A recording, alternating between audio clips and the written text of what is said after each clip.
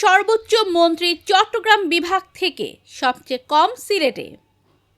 বিএনপির নতুন মন্ত্রিসভার সদস্য হিসেবে চট্টগ্রাম বিভাগ থেকে সর্বোচ্চ ১২ জনকে নেওয়া হয়েছে। এর মধ্যে পূর্ণমন্ত্রী হিসেবে ১০ জন এবং প্রতিমন্ত্রী হিসেবে ২ জনের নাম এসেছে। অন্যদিকে মন্ত্রিসভায় সবচেয়ে কম ২ জনকে নেওয়া হয়েছে সিলেট বিভাগ থেকে। মঙ্গলবার মন্ত্রী পরিষদ বিভাগ থেকে পাওয়া তথ্য বিশ্লেষণে এই চিত্র উঠে এসেছে।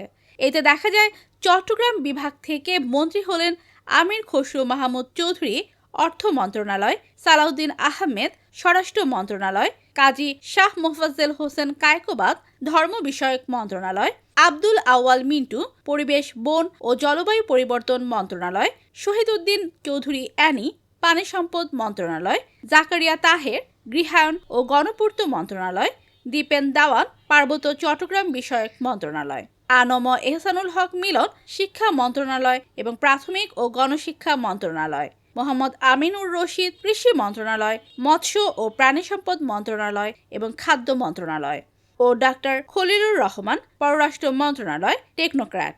এছাড়া একই বিভাগে প্রতিমন্ত্রী হলেন জুনায়েদ আব্দুর রহিম সাকি, তাকে অর্থ মন্ত্রণালয়ের পাশাপাশি পরিকল্পনা ও স্বরাষ্ট্র মন্ত্রণালয়ের প্রতিমন্ত্রী হিসেবেও দায়িত্ব দেওয়া হয়েছে। এছাড়া পার্বত্য চট্টগ্রাম বিষয়ক প্রতিমন্ত্রী হচ্ছেন বীর মোহাম্মদ হেলাল উদ্দিন।